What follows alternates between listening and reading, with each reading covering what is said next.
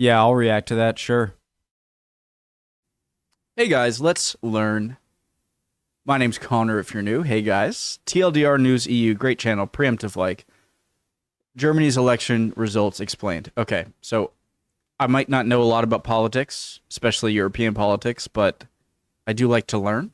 And so you guys are great at helping me out with that. Let's go. Germany's election results. This video is brought to you by Ground News. On Sunday, Germans went to vote in the 2025 federal election, with a massive turnout of 84%, the highest since 1987. It was clearly won by the 84% is crazy. centre-right Christian Democrats, with the Alternative for Deutschland coming second and doubling their vote share compared to 2021. Meanwhile, it was a disappointing night for Germany's incumbent parties. The centre-left Social Democratic Party, the Greens and the neoliberal Free Democratic Party all lost vote share, and the FDP and left conservative PSW failed to make it into parliament.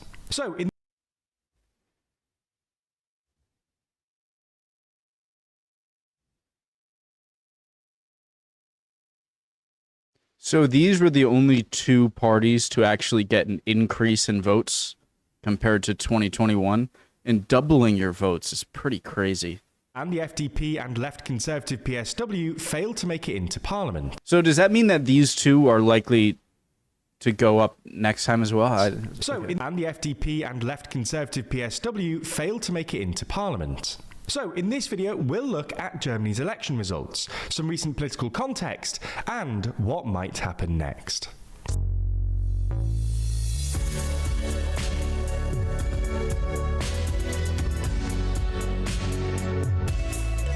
Let's do it. We're getting remarkably close to 1 million subscribers, and currently 72% of you haven't yet subscribed. So lend us a hand and subscribe today. But first, a super quick recap. The 2021 federal election was narrowly won by Germany's centre-left Social Democratic Party, or SPD, led by Olaf Scholz, previously Merkel's vice-chancellor and finance minister, closely followed by the centre-right CDU-CSU party. The Greens came third, the Free Democratic Party, or FDP, fourth, and the AfD fifth. Okay, wow, so these are both right-leaning parties. Comparing right-leaning and left-leaning across countries, I've learned, is a big mistake, because what is considered right and left in Europe is not always the same, like, transferable logic to here. And so I'm going to try and not compare the two because they're not really comparable. But they are in the context of Germany, they're on the right wing, and they're the only two ones that increased votes from last time. Scholz's SPD formed a coalition with the Greens and the FDP, known as the Traffic Light Coalition, because of their colours. Sure. The government started out on a strong footing, with the SPD's vote share of 25.7% being their best result since 2005.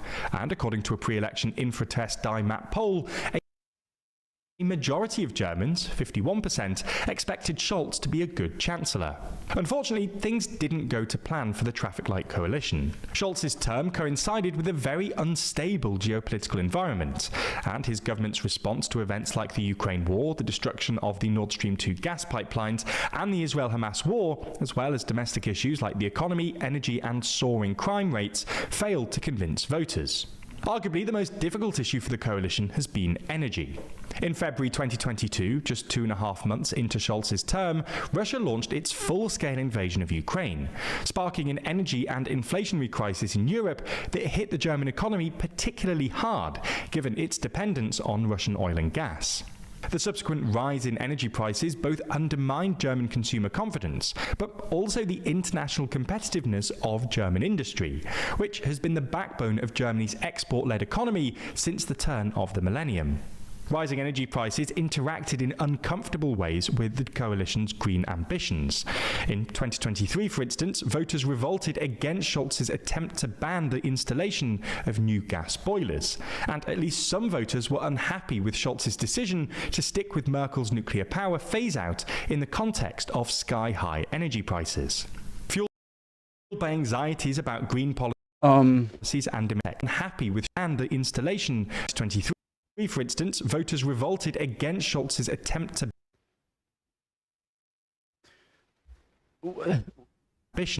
Rising energy prices interacted in uncomfortable ways with the coalition's green ambitions. In 2023, for instance, voters revolted against Scholz's attempt to ban the installation. Okay, I understand now. I was confused because I'm like, I would figure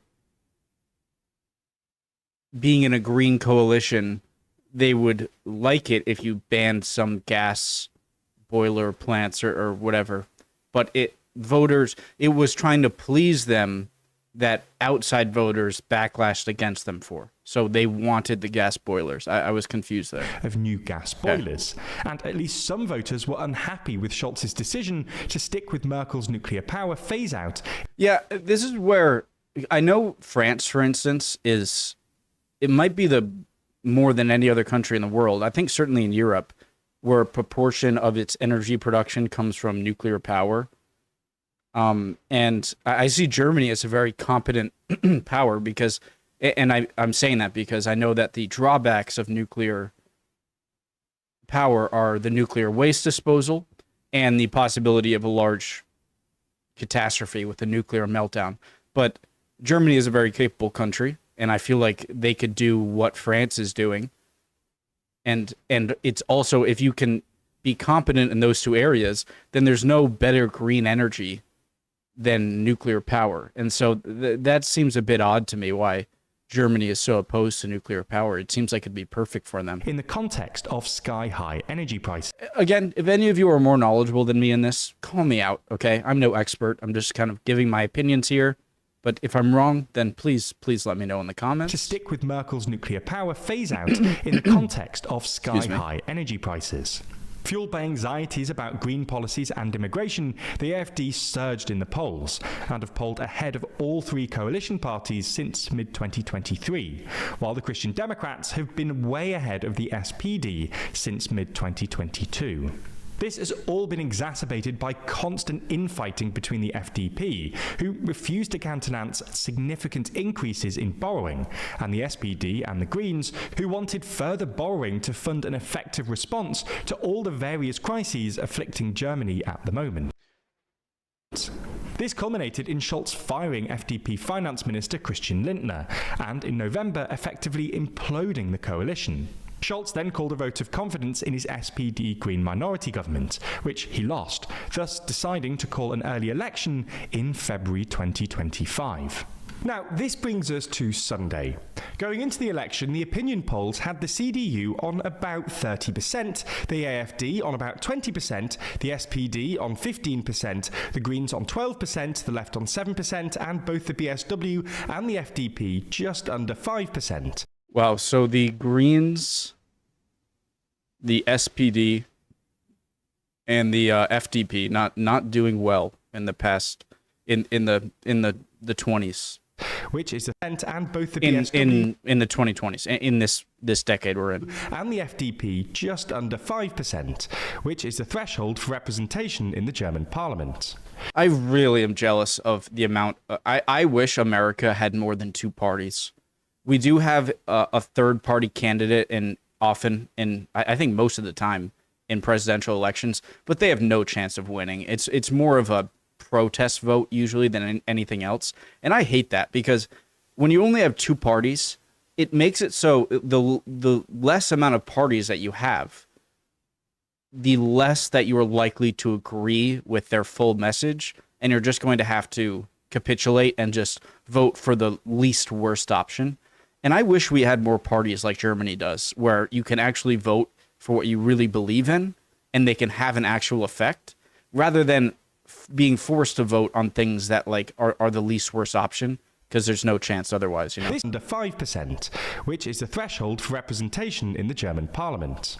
This meant that a lot would depend on whether or not these two parties made it to the 5% threshold, as if they didn't, the CDU and the SPD would probably be able to form a two-party grand coalition. But if they did, they'd probably win enough seats to force the CDU and SPD to find a third coalition partner. In the end, the polls were broadly correct. The CDU finished first with 28.5% of the vote. See, over here, this would be a definite majority, because you would have two right-wing parties in the what we would call right-wing, right? In CDU and AFD. And then you would have a clear majority. But this is what I mean about the giant difference between American and European politics is that it's not so cut and dry as if you're on the right side of the political aisle. You're not guaranteed to still join with the other parties on the right wing, even if they give you a majority. It's more spread out. And I got to say, I love that. I really don't like American politics for that reason, that it's just right or left.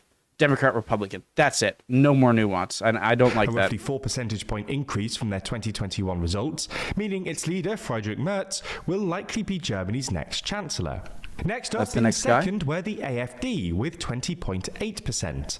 And while this was a few points less than some pre-election polls had been predicting, it was still the party's highest ever result and double what they got. Oh, that's got to be crazy. And wasn't this 10% margin in 2021 already pretty good considering where they were before that? And so doubling again means that this party has definitely got to be on the rise.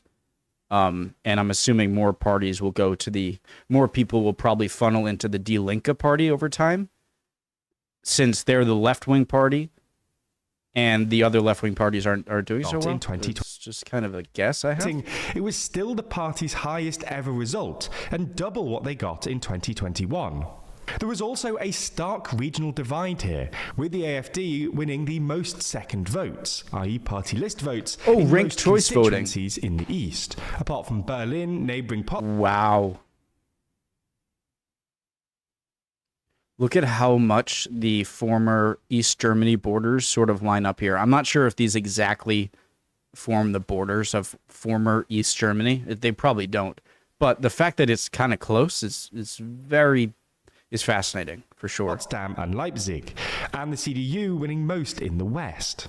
Support for the AFD was also higher among voters with a basic education, who were twice as likely to vote for the AFD as those with a higher education. Moving on, the SPD came third with 16.4%, their worst result at a federal election since 1887. Scholz took responsibility for this, calling it a bitter result and a defeat, but also took aim at the AFD and said, "We live in a democratic country and we're fighting for democracy. That an extreme right party like the AFD can get results like this in Germany is not something we can just forget about." Isn't there kind of an oxymoron in this statement? In that we're a democratic country, and so democratically voting for a party that I see as undemocratic is undemocratic. It's like a knot twist of oxymorons, you know?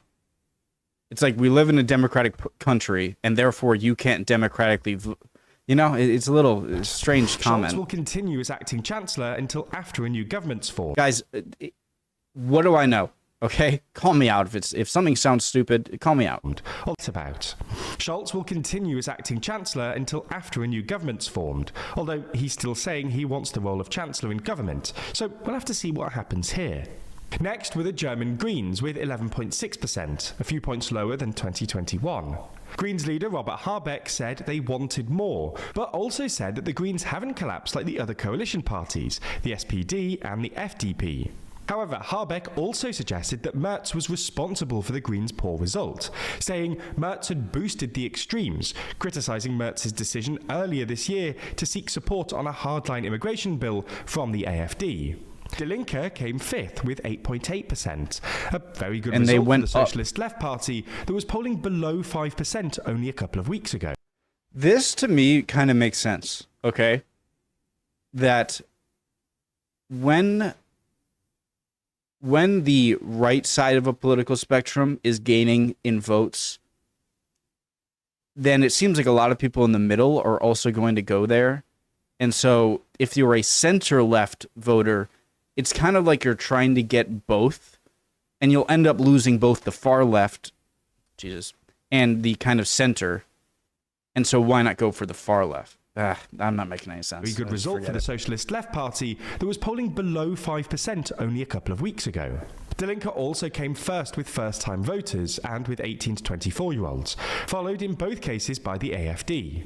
Lastly, the neoliberal FDP and conservative left BSW missed out on parliamentary seats, winning 4.3% and 4.97% respectively. So what happens next? Well, luckily for Merz, because both the FDP and BSW fell below the 5% threshold, the CDU and the SPD now have a majority of seats between them, and so will probably form... So you can't form coalitions with the ones below 5% because you can't get seats in the government if you're below 5%. Is that right?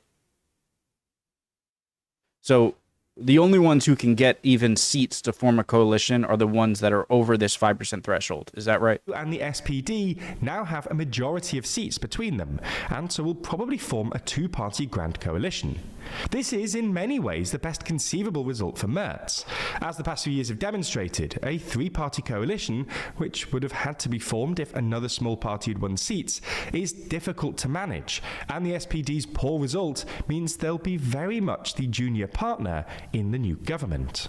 As a final thing, it's worth stressing that while a return to grand coalition politics might feel like a return to normal in some sense, German politics is more fractured than it's ever been.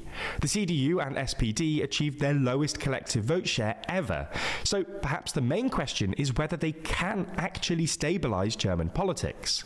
Many other European countries have resorted to grand coalition politics to keep anti-establishment parties like the AfD out of government, but with mixed results. Excluding the AfD from government risks burnishing their anti-establishment credentials, and elections across the world burnishing their anti-establishment credentials. Burnishing. Burnishing is a... And elections across... I gotta look up burnishing. Is that a... Okay. Burnishing. Look, if I'm not sure of a term, I'm going to look it up, okay? I don't care if it makes you look stupid. It sounds like a kind of a bad term, but okay. Polishing, making it look better. Okay, understood. The world suggests that parties benefit more from being in opposition. There's a lot happening in German politics right now, and actually consuming news is pretty difficult in the current landscape.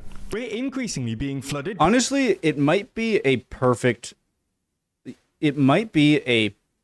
scenario for the misleading content, algorithmic... AfD, right? AfD, it is AfD. I don't know why I'm questioning myself. It might be a perfect scenario for the AfD, because you doubled your support from last time, which I'm pretty sure last time was already kind of more than expected. Let me know if I'm wrong there, but that doesn't matter for the point I'm trying to make here. But you doubled your support up to 20, you're now up to 20%. And you're in the middle of a pretty precarious situation where you probably don't want to be in power at this time. You still have Ukraine, the war in Ukraine. You have the USA being very strange. You have immigration and some economic issues, especially as a party that is new to the scene. Getting too much support this time around for the election might be a death sentence.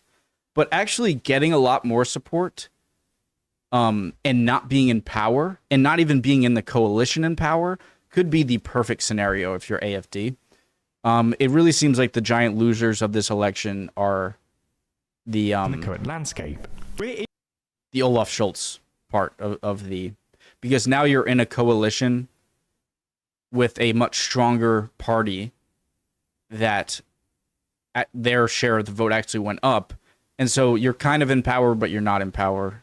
And then also, obviously, the other parties that lost votes, right? Increasingly being flooded by misleading content, algorithmic feeds that just back up. So, guys, if you want to, I'm going to watch through the Ground News advertisement here. I'm watching their content, and it's only fair. If you're interested in what I'm watching here, original link to the video, top of the description. Make sure to use all the promo codes and links. Our biases Hope everyone's doing well. Reductions in fact-checking efforts. It almost feels like people are intentionally making it harder to get to the truth. One way you can cut through the noise is with Ground News, a website and app on a mission to give readers an easy, data-driven, objective way to read the news. Every day, Ground News ingests over 50,000 articles from all over the world. Every story comes with a quick visual breakdown of the political bias bias, factuality, and ownership of the source's reporting, all backed by ratings from 3 independent news monitoring organizations. For example, take this story about the German economy and polarization. Right away, you can see that the story had at least 58 outlets reporting on it. 44% lean left, while 19% lean right.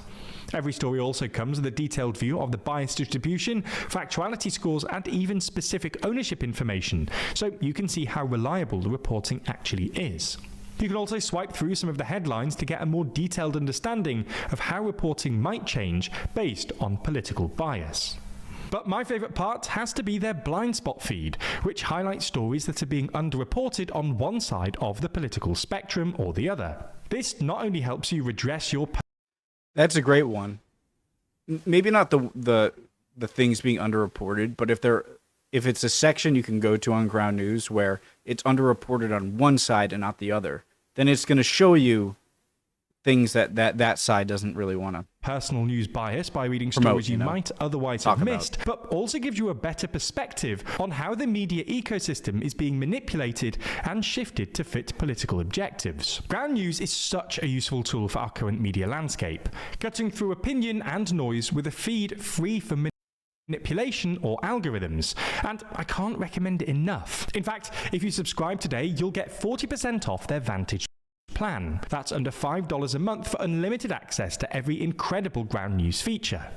Make sure to use the /TLDR, guys, since that's their promo code, and it'll help out their channel, and you'll get the 40% off. So, right thing to do. Okay, great video. Obviously, I love learning about politics. I like learning about a lot of things. Politics, one of them. But I'm no expert, okay? If I come across as too confident and it's wrong, call me out on it. I would love nothing more. Love y'all. Hope you're all doing well. Appreciate any comments. Hopefully I'll see you guys next time. We'll keep on learning. Bye.